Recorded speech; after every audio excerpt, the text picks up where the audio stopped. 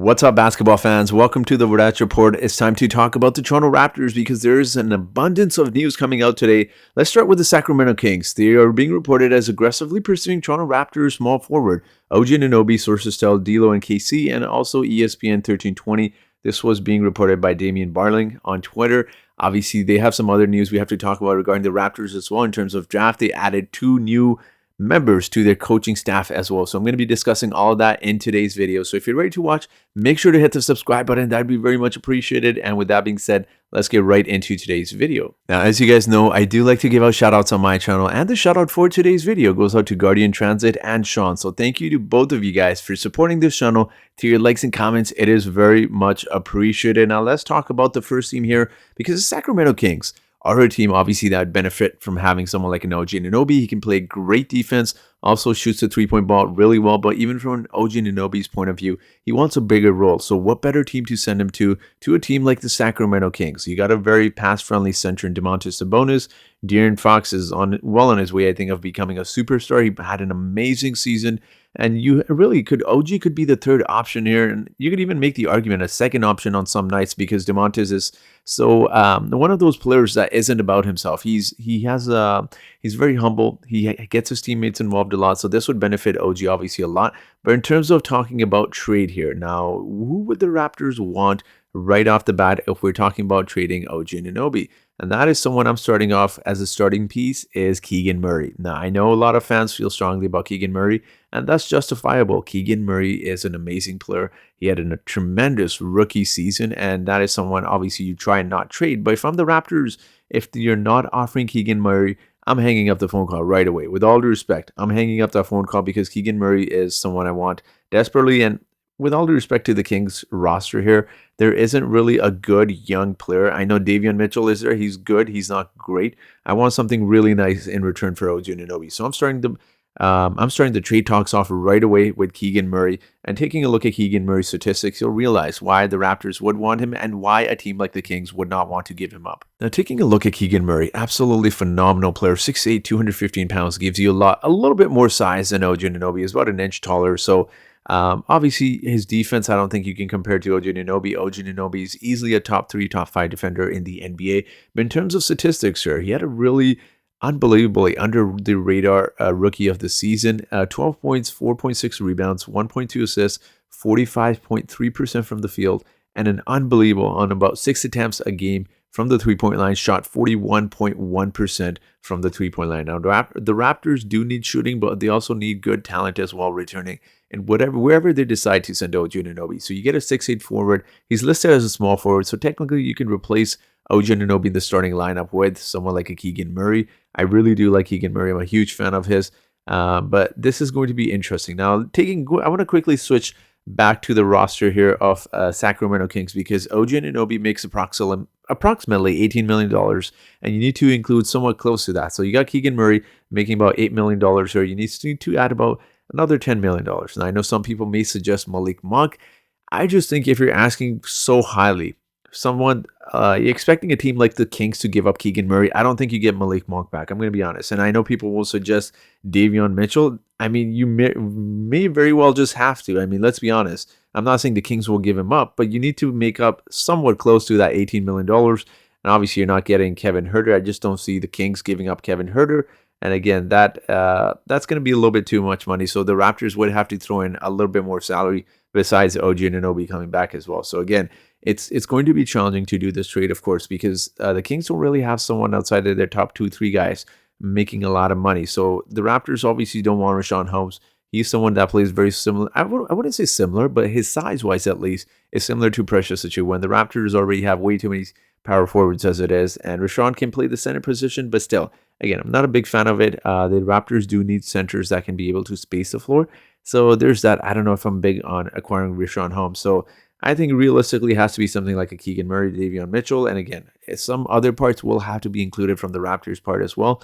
But that's going to be interesting. We'll see if that actually comes to fruition, obviously. But let's talk about our next trade rumor here. And this was being reported by Kevin O'Connor. And shout out to Raptors Update. They're always on top of this. Raptors are among the teams to have explored trades to move up into the top 3 in the NBA draft. Now, this should come as no surprise to a lot of people because there have been all sorts of rumors about Pascal, about maybe Og Anunoby, and different parts going to the Portland Trail Blazers. Obviously, they want to build a team around Damian Lillard. Now, of course, this isn't going to happen if the Raptors are trading Og Anunoby. I'm being very realistic and trying to be as realistic here as a Raptors fan. Is you don't give up Og Anunoby and acquire the third pick. It has to be Pascal Siakam. But even then, this is something I actually tweeted. I said, imagine the Raptors trade for a the third overall pick, and Scoot Henderson ends up being drafted by the Hornets. Now, I say this because the Raptors are an organization that don't necessarily like to deal with players with off-court issues. We've seen it in the past with different guys, like Jalen Harris. We also saw it with Terrence Davis as well. Off-court issues, they were cut right away. Now, obviously, this is a different case in terms of dealing with a young player coming into the NBA. But if the Raptors do this trade, I think it's on trade. The trade is going to happen on draft night. I just don't see it any other way. Because like I said, if the Raptors want Scoot Henderson, which is being reported they're very extremely high on, and understandable, he's a very good, young, intriguing player, they're going to do it on draft night. I don't want to get too deep into this talk. I just don't see it being any other way. I don't see the Raptors wanting to trade into the third pick and not being guaranteed to get Scoot Henderson. I mean, Brandon Miller falls there, and then what? It becomes very tough situation for the Raptors to be in. So, but let's see what happens. Let's move on to our last news here regarding the Toronto Raptors, and that is the Toronto Raptors are hiring Wizards assistant Pat Delaney and Warriors assistant Jama Malalea as top assistant coaches on Rajakovic's new staff, sources tell ESPN. Now, I do want to say one thing, and this isn't a shot at Darko. I just think this is probably one of those cases where the Raptors have a lot of connections to different guys. Obviously, someone like Ajama has been in the Raptors system for quite some time. He was there, I believe, from 2013 to around 2020 for a good, 7 years. And before that, too, I think he was in the Raptors system, just not in the Raptors G League and with the team as well. But in terms of Jama, obviously, they have connections with him. But this feels like a move where it's like Masai Ujiri and Bobby Webster probably have told Darko, it's like, hey, let us bring some guys in. We know a lot of people. And again, that's not to say that Darko doesn't know people around the NBA. Of course he does. He's been around for quite some time. But this feels like a very management type of move where they feel like they've brought in some guys that can help the team as well. But let's quickly talk about Pat Delaney, because not a lot of people know about him, including myself. And I did a little bit of research. Now, this is pretty much just looking up someone's resume. And, when you talk about where you have worked in the past, obviously he's the assistant coach of the Toronto Raptors now. He's been hired, but he was the assistant coach of the Wizards. As you see there, it says head coach of the Orlando Magic. I don't know if that is correct, but it says head coach of the Magic from 2019 to 2020. It says 2018 to 2019. And 2018 to 2019. So again, it feels like maybe he was there for a while. I haven't looked too much into that, but he's obviously been an assistant coach for quite some time now. Pat Delaney is someone that is known as someone who's a good defensive coach. Again, known as a good defensive coach. I was a little bit skeptical of the hire because I don't know too much about him, but also because anytime you hire someone from an organization, with all due respect to the Washington Wizards, you really get a question like, what is he going to bring to the Raptors organization? But hey, seems like an interesting hire. Seems like they're bringing him in to be the defensive coach. But let's talk about Jama. Obviously, Jama is someone that was in the Raptors system for quite some time. And correct me if I'm wrong, I believe he won the championship with the Raptors 905. The season, actually, the Raptors won the NBA championship as well. So he's obviously very good at developing players. Pat Delaney as well is also, by the way, known for developing guys as well. But Jama is known for developing guys. He was a big part of the Raptors developmental system that got Fred VanVleet and Pascal Siakam to a point. I know they were already developed, but he was part of that where he had a little bit of a hand in developing them as well. And then he had a huge part in developing Chris Boucher when he won defensive player of the year in G League, and developed other guys as well, like Norman Powell, Gary Payton Jr.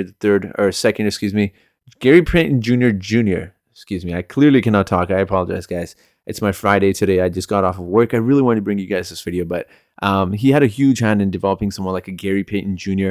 We know what he's capable of. So I really like the hire. I'm very interested to hear your thoughts on all of this. So let me know your thoughts in the comment section below. And as always, I do have the trivia question for you today. So the trivia question for today is, excluding the Raptors starters, who played the most minutes per game for the Raptors this year? Again, I say excluding because Gary Trent Jr. was playing off the bench as well. That is why I mean by excluding. But is it A, Precious Achiuwa? Is it B, Chris Boucher? Is it C, Thaddeus Young? Or is it D, Otto Porter Jr.? So whoever answers this trivia question correctly first in the comment section gets a shout out in my next video. So that will be it for today's video. Thank you so much for watching this video, and I hope you guys have yourselves a great day.